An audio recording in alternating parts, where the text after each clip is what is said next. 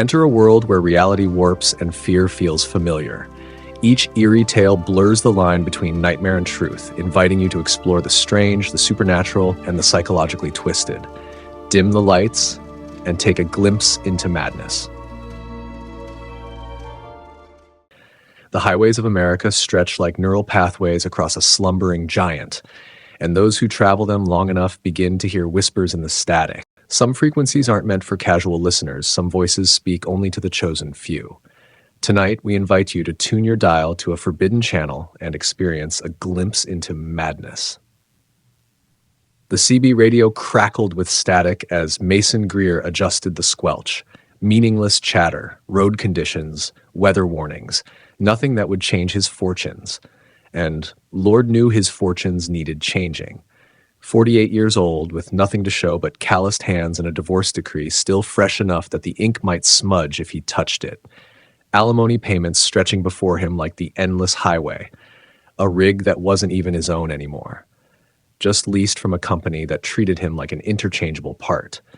Mason's knuckles whitened around the steering wheel as he squinted into the moonlit forest landscape. The dashboard clock read 10:17 p.m. He'd been driving 16 hours straight, stopping only for fuel and bitter truck stop coffee.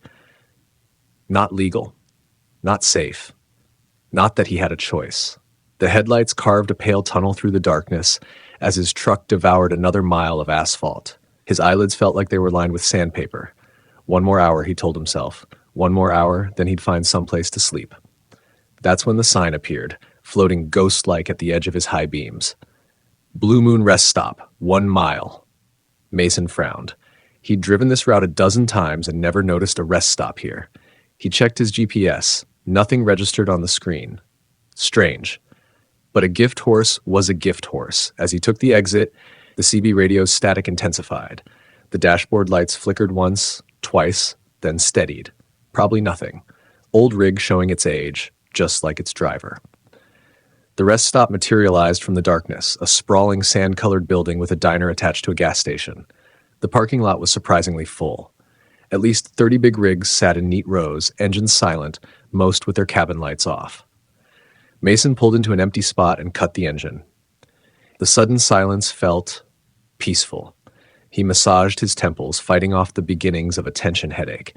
Something about this place felt off, like walking into a church in the middle of a sermon. All those trucks, but no movement, no chatter, just waiting.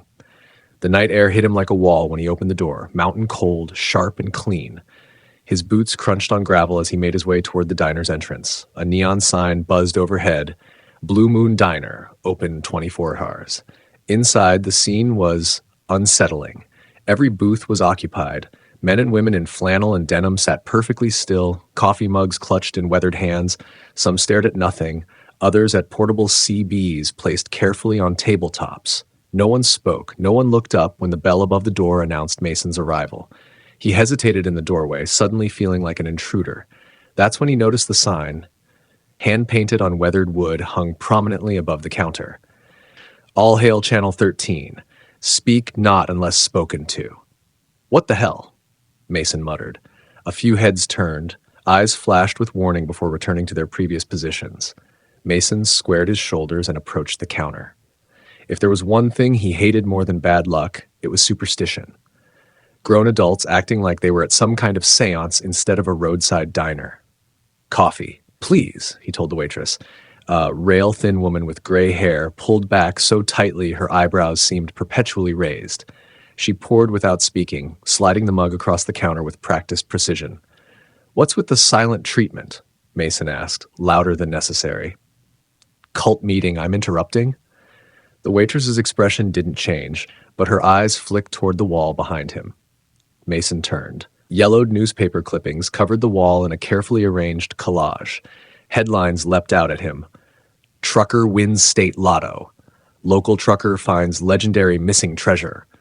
Search continues for missing truck driver. Each story featured a different trucker. Each spoke of fortune or ruin. You're kidding me, Mason scoffed, turning back to face the room. The waitress aggressively shushed him. No one else responded, but the tension in the room thickened. A few patrons glared. Others suddenly found reasons to study their coffee cups with intense interest. A lean, copper-skinned man at the nearest booth finally spoke, voice barely above a whisper. "You don't have to believe, but don't ignore her." "Who?" Mason asked. The man held his finger to his lips but made no sound. Before Mason could respond, something happened. Every radio in the diner, handheld CBs, the old tabletop set behind the counter, even cell phones, crackled to life simultaneously. Static hissed, like the sound of distant stars dying. The room went absolutely still. Then, a voice. Female. Neither young nor old, clear as spring water and smooth as a late-night radio. Mason Greer. The coffee mug slipped from Mason's fingers, shattering on the linoleum floor. No one moved to clean it up. All eyes were now fixed on him. The voice continued. "At sunrise, leave your rig. Walk 5 miles west. Dig beneath the lone oak tree among the pines. Do not speak to anyone on the way." The static returned briefly, then silence fell once more. Several seconds passed as people scanned the diner, looking for a sign. It didn't take long before all eyes zoned in on Mason. The stranger, the unfamiliar face, a heavy-set trucker with a salt and pepper beard, whooped and slapped the table. "Is that you, buddy?" Mason didn't confirm or deny. Reactions were divided. Some smiled, most were disappointed. One old-timer in the corner simply shook his head and mumbled, "Don't mess it up, you only get one." Mason looked around at their faces, expectant, envious, worried. These people actually believed this nonsense. "This is ridiculous," he said, reaching for his wallet. "How many times have you all pulled this stunt on new drivers? What's next? Snipe hunting?" He tossed a $5 bill on the counter next to the broken mug. "I'm going to sleep. Sunrise is for idiots with nothing better to do than dig in the dirt." As he walked out, he could feel their eyes boring into his back. Let them judge. He'd survived worse than disapproval. Back in his truck, Mason set his alarm for 8 a.m., well after sunrise, and stretched out on the sleeper berth. Sleep claimed him quickly, dreams filled with static and whispers. Mason's eyes snapped open to blinding sunlight. He grabbed his phone. 9:15 a.m. His alarm hadn't gone off. Great. He had lost over an hour of driving. That was the last thing he needed. He was already behind schedule. Outside, the parking lot had emptied. Where dozens of trucks had been, the last was pulling out of the lot.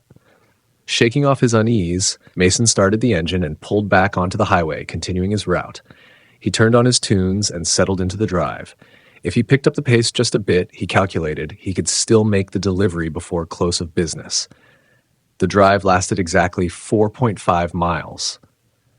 The engine coughed once, shuddered, then died completely. The truck rolled to a stop on the shoulder. Mason stared at the dash in disbelief. The fuel gauge was oscillating wildly between F and E. The electrical system went haywire, lights flickering, music cutting in and out.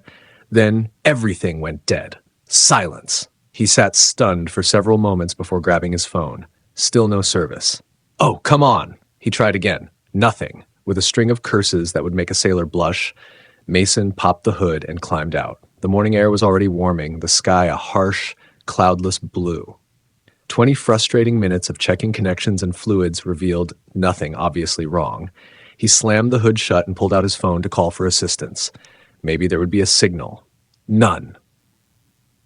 Mason paced beside his truck, calculating options. The nearest town was at least 40 miles away. The diner might have a mechanic's number, or... He paused, looking west. A lone oak tree stood out against a sea of pines, perhaps half a mile away. Exactly where the voice had directed him to go. "Coincidence," he said aloud. "This is insane," Mason muttered, but got out anyway. The walk took 10 minutes under the strengthening sun.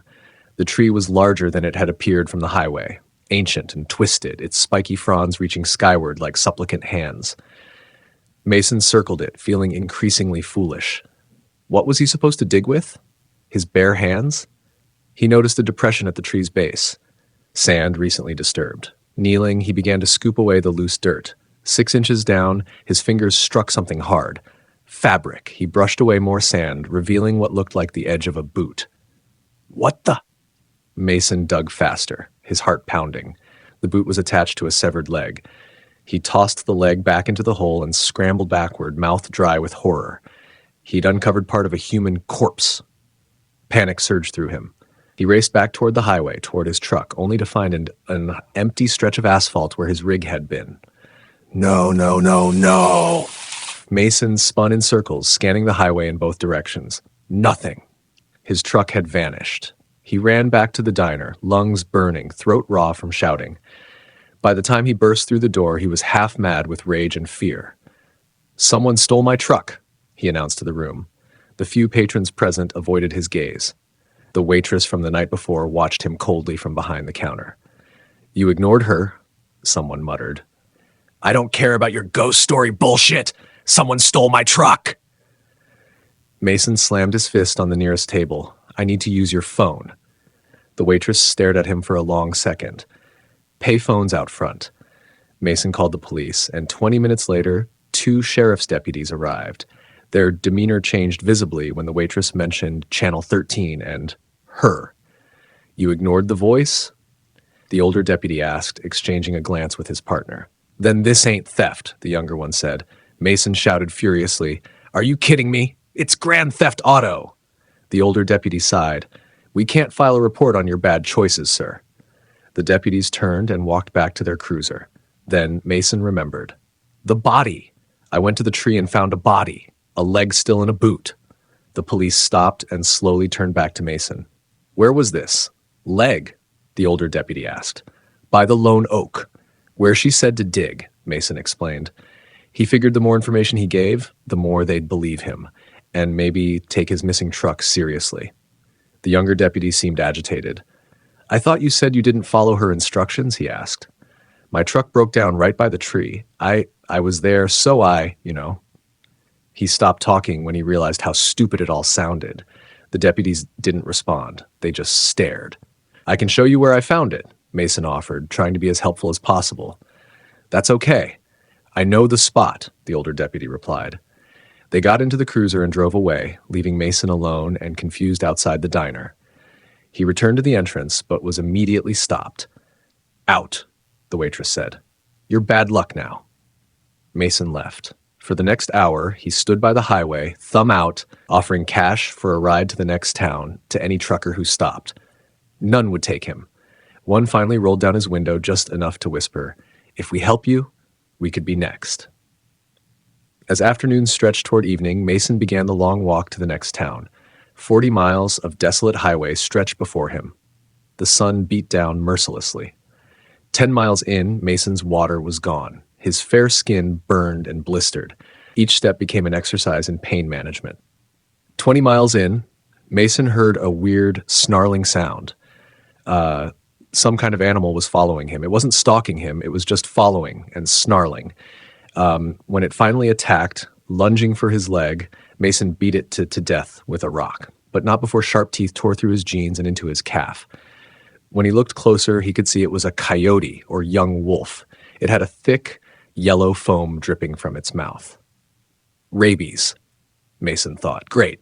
On top of everything, he'd need to find a hospital. Blood soaked his sock. Each step left a crimson mark on the asphalt. When headlights finally appeared behind him, hope flared in his chest. The car slowed, an old sedan with Arizona plates. "You lost?" the driver asked, a middle-aged man with deep-set eyes. "Something bit me. A wolf or something. I need to get to a hospital or clinic," Mason rasped. "Hang on." The driver stepped out of the car. He held a silver pistol in his hand, and it was aimed right at Mason. Wallet, phone, watch. "Now," the driver demanded. "This isn't happening." Mason mumbled. Too exhausted to resist, he handed them over. The man shoved Mason to the ground and raced back out onto the road. "Thanks for the donation," he called as he sped away. Night was falling. Mason limped onward, following the highway's white line. Stars emerged overhead, cold and distant. After what felt like hours, he spotted a dirt road branching off the highway. A shortcut, perhaps? In the distance, lights twinkled. Civilization. Hope. He turned onto the dirt road. There was no shortcut, there was no town. He broke the rules. Mason kept walking. A year later, a group of hikers found human remains near a dry wash off a forgotten game trail. No ID, too decomposed to identify, just tattered clothing and a pair of worn-out boots. A deputy looked over the report. Something about the clothing seemed familiar. "Could be that guy who ignored her," he said to his partner. But who'd admit they remember him? That evening, the deputy stopped at the Blue Moon Diner for coffee. The same gray-haired waitress poured it black without asking. "Do you remember that trucker from last year? The one who ignored her?" he asked casually. "No idea who you're talking about." The CB started to crackle. Conversation throughout the diner ceased instantly. The waitress shushed everyone. The static stopped, and her smooth voice emanated through the speaker. "Dale Turner. Park beneath the old billboard for Hattie's Pie Shop. Leave your boots on the hood and take a nap tomorrow afternoon." A man in the corner booth cheered and pumped his fist. "Hot damn, that's me." The deputy finished his coffee in silence, left exact change on the counter, and walked out into the gathering darkness.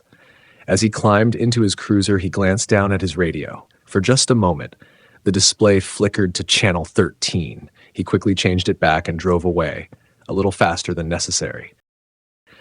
Out on the endless highways of America's forgotten places, sometimes the dead spots in radio reception aren't technical failures at all.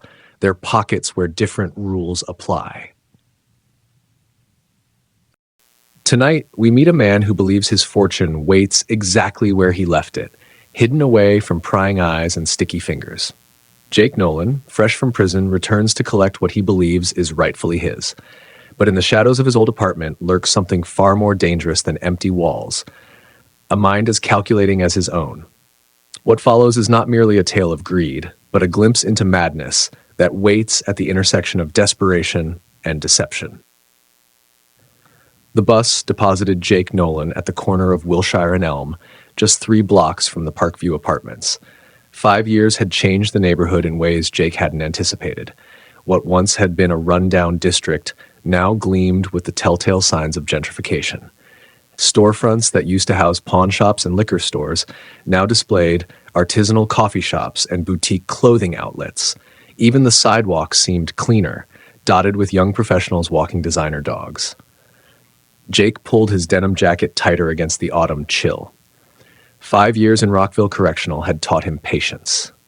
5 years of planning, of mentally mapping out every square inch of apartment 3C, of remembering exactly where he had cut into the walls and hidden the cash from his final job. $90,000, his retirement fund, waiting behind drywall and plaster. The Parkview apartments looked different than he remembered. The brick facade had been cleaned, the entryway renovated with sleek modern lighting and potted plants. Even the concrete steps leading to the entrance had been replaced with polished stone. Jake checked the mailboxes in the well-lit lobby. Unit 3C. K. Mercer. Ascending the stairs to the 3rd floor, Jake felt the familiar tension building in his shoulders. The same tension he had felt during each job, that electric mix of fear and anticipation. He paused before apartment 3C, straightened his jacket, and knocked. The door opened slightly, held by a security chain. A woman's face appeared in the gap, early 30s, brown hair pulled back into a ponytail, dark circles beneath tired eyes. Her left arm was in a sling, and a yellowish bruise colored her right cheekbone. "Can I help you?" she asked, her voice wary. Jake offered his most disarming smile. "Sorry to bother you, miss. I used to live in this building. Just got back to town and thought I'd stop by, see the old place." The woman's eyes narrowed. "Which unit were you in?" "This one, actually, 3C, about 5 years back." Something flickered across her face, recognition perhaps, or fear. Then she smiled tentatively. "That's quite a coincidence. I'm Katie." Jake nodded. "Jake, nice to meet you, Katie." Jake paused as if trying to figure out how to ask an odd question. "Say, would it be too much trouble if I came in for a minute, just for old time's sake? I left in a hurry and never got to say a proper goodbye to the place." She hesitated, glancing down at her injured arm. "I don't know." Jake's patience evaporated. 5 years was long enough to wait. In one fluid motion, he produced a claw hammer from his jacket pocket and slammed his shoulder against the door. The security chain snapped easily, and Katie stumbled backward, her eyes wide with shock. "Please," she whimpered as Jake advanced into the apartment, hammer raised threateningly. "Take whatever you want. I don't have much money." "Shut up," Jake growled, closing the door behind him. "Sit down and don't move." Katie retreated to the worn sofa against the wall, her body trembling. Jake noted with satisfaction how her eyes darted nervously around the room, how her good hand clutched at the sling supporting her injured arm. She was terrified. Good. Fear would make her compliant. The apartment looked different from what he remembered. The furniture was new, nice. The layout remained the same, living room connected to a small kitchenette, hallway leading to the bedroom and bathroom. The walls had been repainted, a bright yellow replacing the dingy white he remembered. Jake approached Katie, binding her wrists with a length of cord from his pocket. She winced as he tightened it around her injured arm. "Please," she gasped, tears welling in her eyes. "That hurts." Jake loosened the binding slightly. No need to cause unnecessary pain. He just needed her secured while he worked. "Stay quiet," he ordered, "and this will be over soon." Jake moved methodically through the apartment, heading straight for the bedroom. He knew exactly where to look. He knelt by the far wall and pried at the baseboard with his hammer. The wood came away easily, revealing a cavity in the wall. His fingers found the plastic-wrapped bundle exactly where he had left it. $60,000. Relief flooded through him. He then went to the closet. He smashed through the drywall with his hammer, creating a jagged hole. Reaching inside, he pulled out another package. 20,000 more. But something was wrong. There should have been 30,000 in this hiding spot. He smashed more drywall, widening the hole, frantically searching. Nothing. Rage began to build in his stomach, hot and familiar. He returned to the living room, where Katie remained on the sofa, watching him with wide eyes, hammer still clutched in his white-knuckled grip. "Where is it?" he demanded, brandishing the hammer. "The rest of the money. Where did you hide it?"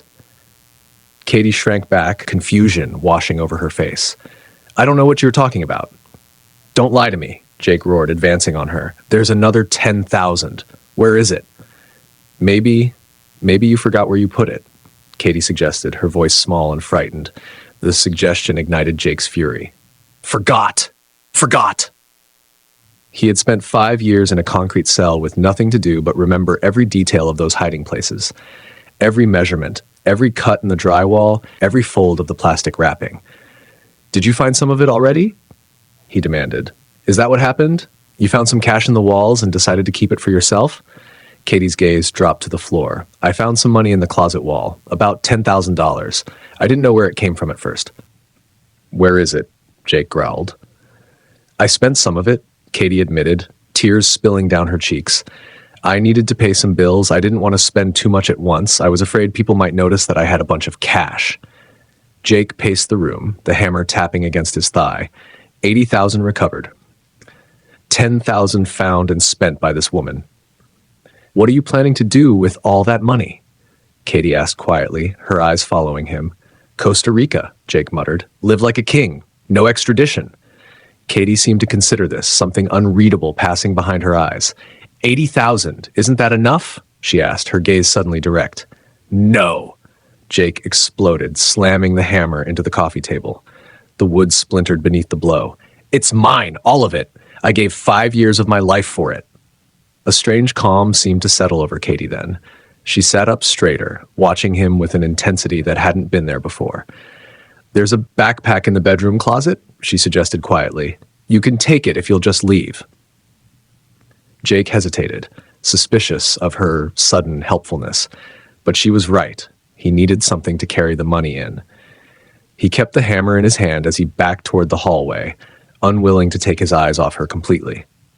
In the bedroom, he found a backpack hanging on the closet door. As he reached for it, he heard a faint rustling from the living room. He turned, hammer raised, and found himself staring down the barrel of a small handgun. Katie stood in the doorway, her posture relaxed and confident. The arm that had been in a sling now held the gun with perfect steadiness. The tremor in her voice was gone, replaced by something cold and precise. "You might be the dumbest son of a bitch I've ever met." Jake froze, his mind racing. "Be careful with that thing. You don't want to make a mistake that you can't undo," he warned. Katie replied with an eerily calmness. "The mistake was yours. Coming back here thinking you could just take what you wanted." Jake watched her face transform. Gone was the frightened victim. In her place stood someone entirely different, calculating, composed, in control. I must have drilled into every inch of drywall in this place, but I never thought to pull up the baseboards. I've been waiting for you to come back for over a year." "How did you know about me?" Jake demanded. "I asked Gail next door after I found the money in the closet. She told me all about you. Hell, she wouldn't shut up about you," she continued. "She didn't know about the money, though. I had to do my own research. Jake Nolan, convicted of armed robbery, $90,000 never recovered. I could only find the stash in the closet. I've been waiting for you to get paroled." "You set me up," Jake realized aloud. Katie smiled, a cold expression that never reached her eyes. "Fair's fair. You robbed the bank, I robbed you. The sling was a nice touch, wasn't it? Made me look vulnerable, and you fell for it completely." She gestured with the gun she'd bought with his money, she explained with a satisfied smirk. "Put the cash back where you found it," she ordered. "All of it behind the baseboard." Jake reluctantly did as instructed, sliding the packages of cash back into the wall cavity. His mind raced, looking for an opening, a moment of distraction he could exploit. But Katie's attention never wavered. The gun never trembled in her hand. They returned to the living room, Jake still clutching the hammer, Katie keeping a safe distance behind, the gun trained on his back. "You won't get away with this," Jake growled, turning to face her, hammer still in hand. "Actually, I will." Katie's voice was matter-of-fact. She took a deep breath and suddenly shouted at the top of her lungs, "Get away from me! Stop! Please don't hurt me!"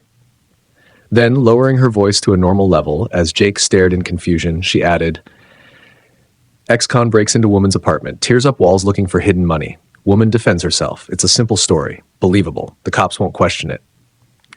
Before Jake could respond, 3 gunshots shattered the silence. Bang! Bang! Bang! Pain exploded in his chest as he stumbled backward, the hammer falling from his grip. His vision dimmed at the edges as he watched Katie calmly walk to the phone and dial, speaking in a frail, frightened whisper, "Hello, police? Please help me. A man broke into my apartment. He had a hammer. I had to shoot him. Please hurry." As darkness closed in around him, Jake heard her continuing her performance, crafting her story of self-defense, of the dangerous ex-con who had terrorized her, of how frightened she had been. His last thought was not of the money, but of how completely he had been outplayed. When the police arrived, they found a tearful young woman with a bruised face, large holes torn in her apartment walls, and the body of an ex-convict lying on her floor, a hammer near his outstretched hand. The story she told matched perfectly with the evidence before them. How the man had claimed to have hidden money in her walls, how he had grown enraged when he couldn't find it, how she had feared for her life when he began shouting and threatening her with the hammer. The neighbors confirmed hearing banging on walls, like someone hammering nails, followed by a man's angry shouting and then gunshots. The gun was registered in Katie's name, legal protection, she explained, for a single woman living alone. Her self-defense claim was never questioned. After the police removed Jake's body and completed their investigation, Katie Mercer sat alone on her bed, staring at the baseboards. Costa Rica sounded like a great idea, she thought. She looked it up. Jake was right. A person could live very comfortably there on $90,000. Not a bad idea at all. Greed has a peculiar arithmetic. It adds fear, subtracts reason, multiplies risk, and divides humanity. Greed got Jake Nolan into many risky endeavors, never suspecting that underestimating a woman would be one of them. Identity is a fragile construct, easily fractured by the right words, the right place, or the right haunting presence. Some souls drift untethered, seeking roots in this world, unaware that darker things may be seeking them as vessels. Tonight's tale explores what happens when a lost soul finds its home, or when something else finds its home in her. A disturbing journey awaits in this glimpse into madness. The mist rolled thick across the county road, transforming the afternoon sunlight into something pallid and weak. Melissa Hollis pressed her forehead against the passenger window, watching droplets race down the glass like tiny comets. GPS says we're about 40 minutes off course. James squinting at the device. His wedding band caught the light as he adjusted the volume. Highway closure was a pain, but at least we're seeing the scenic route. Melissa nodded absently. 3 days married, And already she felt the familiar hollowness returning, that persistent emptiness she'd carried her entire life. Even finding James, falling in love, building their life together, none of it had filled the void completely. "You okay?" he asked, reaching across to squeeze her hand. "Just tired." She lied. How could she explain it? That even on their honeymoon, she felt like she was still searching for something. For home, for purpose, for herself. The sedan rounded a curve and the forest grew denser, pressing closer to the road. Melissa's attention sharpened as they passed a narrow dirt path, disappearing between ancient oaks. A rusted chain blocked the entrance, and a weather-beaten sign hung from it. "No camping, no hiking, do not enter." Then another road, another chain, another warning. Somebody really doesn't want visitors, James chuckled. Probably some cranky landowner who's tired of teenagers partying in the woods. Melissa didn't laugh. The forest called to her in a way she couldn't articulate, like the sensation of a half-remembered dream. As they drove past the third chained entrance, she felt a cold prickle crawl up her spine. The trees seemed to lean forward, as if straining to reach the road. To reach her. "James," she whispered, "slow down." "What is it?" I want to see where this road leads." He glanced at her with mild concern, but slowed nonetheless. The mist thickened impossibly, swallowing the road ahead. James flicked on the high beams. "This fog came out of nowhere," he muttered.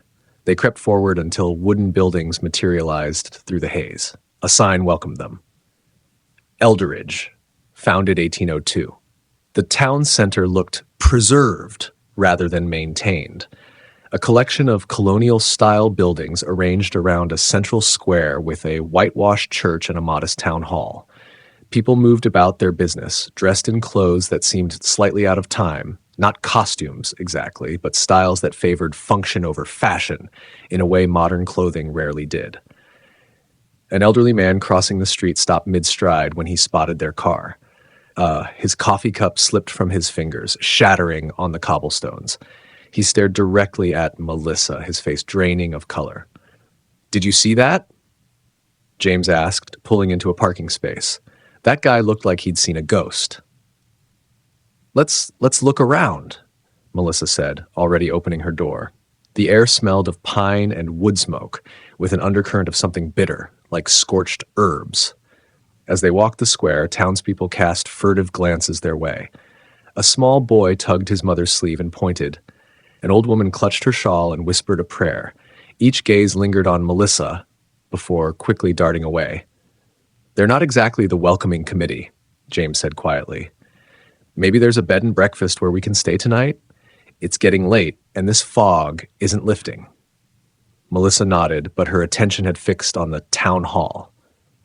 Something pulled her toward the old building with its weathered columns and dark windows.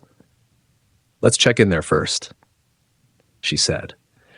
Inside, the walls were lined with historical photographs and artifacts, town council members from decades past, faded maps, farming implements.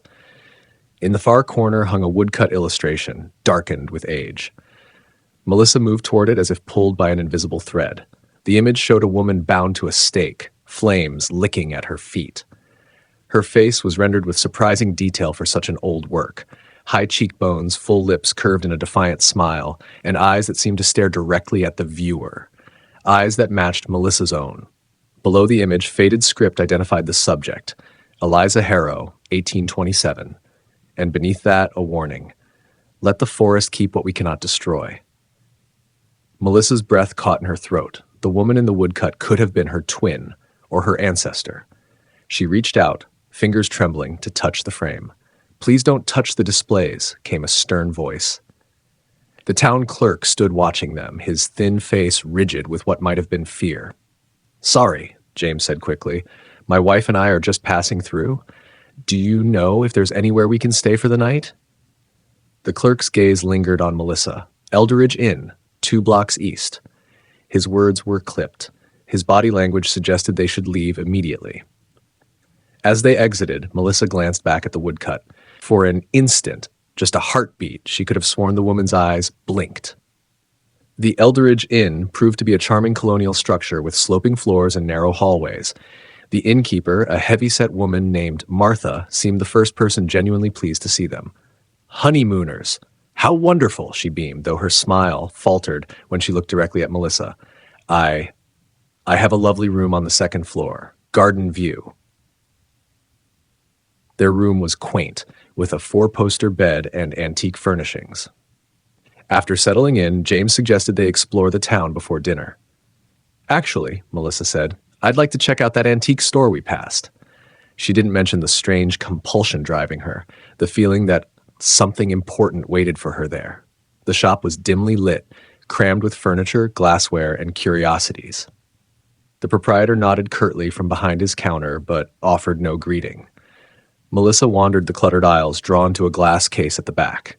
Inside lay a small, leather-bound journal, its spine cracked with age. May I see that, please? She asked. The proprietor hesitated, then unlocked the case with trembling hands. We don't normally sell this sort of thing, he muttered. Historical records. Melissa opened the journal carefully. The first entry was dated April 12th, 1825. The handwriting was elegant but hurried. They fear what they do not understand. My connection to the forest, my knowledge of its secrets, they call it witchcraft. If they knew the truth, that the forest itself has a consciousness, a hunger, they would burn the whole county to ash. She turned the page, and her blood ran cold. The handwriting changed mid-sentence, morphing from the elegant script to something instantly familiar, her own handwriting. Never told anyone how empty I've always felt, like I'm missing some essential part of myself. James tries to understand, but how can he? He's always known exactly who he is. I've spent my whole life searching for. Melissa slammed the book shut. These were her private thoughts. Things she'd never spoken aloud, not even to James. I'll take it, she said, her voice strange in her own ears.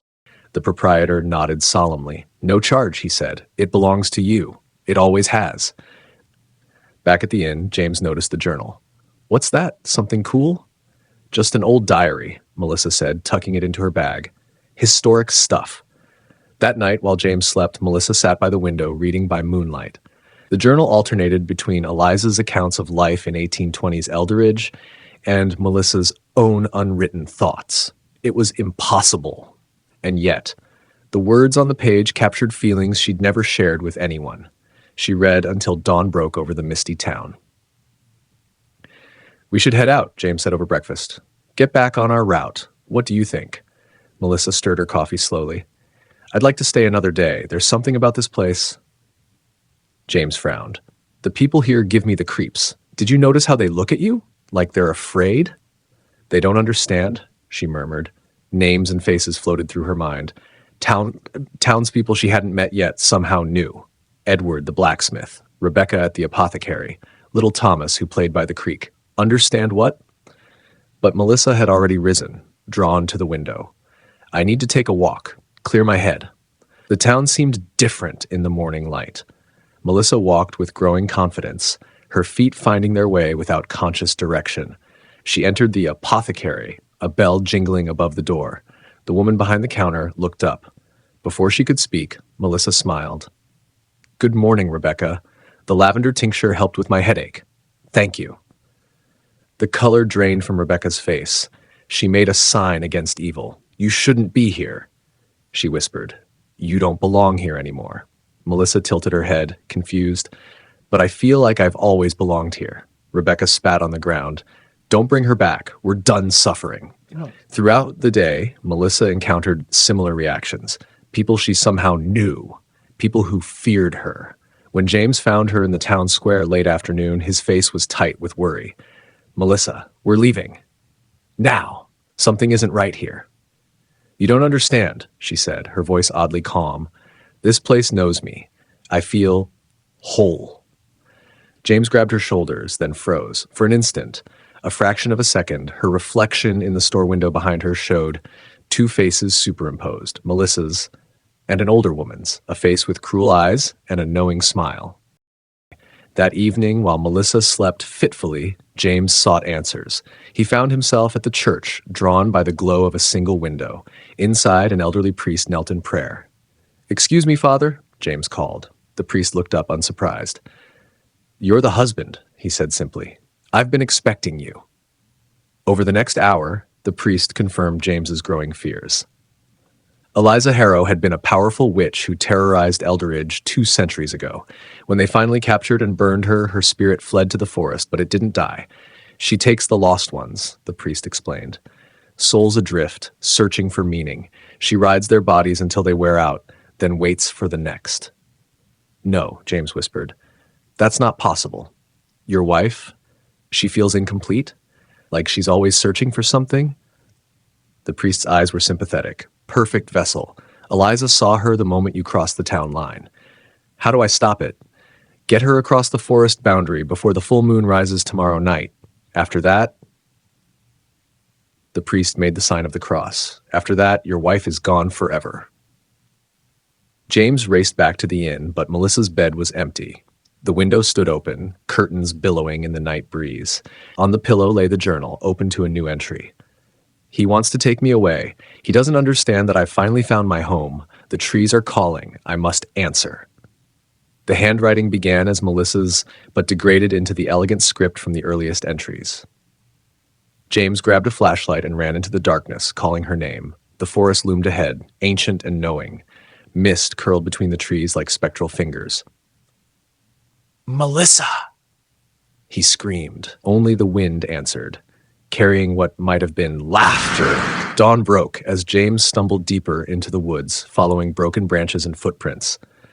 The priest had given him a crude map marking the town boundary, a creek running east to west nearly 5 miles from town. Time was running out. He found her in a clearing near the boundary creek. She sat on a fallen log, the journal open on her lap. Her eyes, when she looked up, were clouded, as if a film had formed over them. James, she said, but her voice had changed, deeper, with an accent from another time. You followed me. Melissa, he pleaded, we need to go, right now. She smiled, a smile that didn't belong to her. But I've only just returned, and this body, it's so fresh, so willing. She stretched her arms like trying on a new coat. She wanted this, to belong, to have purpose. That's not what she meant. James lunged forward, grabbing her arm. Melissa, if you're in there, fight! Come back to me. For an instant, her eyes cleared. The cloudiness receded. James? Her voice was her own again, frightened, confused. Something's wrong. I can't control... Then her face hardened. She wrenched away from him with unnatural strength. She's too far gone, Eliza's voice said from Melissa's mouth. But you always try so hard. That's what I like about you. 3 months later, James Hollis was still in Eldridge. He'd taken a room above the church, spending his days helping the priest and his nights researching Eliza Harrow. Once a week, he hiked to the forest boundary, leaving offerings, flowers, candles, and always a letter to Melissa. The townsfolk pitied him. They'd seen it before, loved ones who couldn't let go, who wasted away hoping for the impossible. But sometimes in the deep forest, hikers reported seeing a young woman walking among the trees. Sometimes she sang, sometimes she wept, and sometimes, when the moon was full, she stood at the town boundary, watching the lights of Eldridge with hungry eyes. In the antique shop, the proprietor had added a new photograph to his wall, a sepia-toned portrait of a woman in 19th century bridal attire. Her face was Melissa's, but the eyes belonged to someone else. The caption read simply, Eliza Harrow returned. James stood at the forest's edge as evening mist rolled in. The boundary creek burbled softly at his feet. He'd placed his weekly offering, wildflowers, and a letter on a flat stone. A soft whisper drifted through the trees. He turned, hope flaring in his chest, not realizing the trees themselves were shifting slightly, creating a path for someone to emerge from the darkness beyond. Identities are fluid things, easily lost, stolen, or surrendered when the void inside us demands to be filled. In Eldridge, a husband waits for a bride who is both present and absent. While in the forest, an ancient hunger walks in borrowed skin. The boundaries between self and other have dissolved in this glimpse into madness.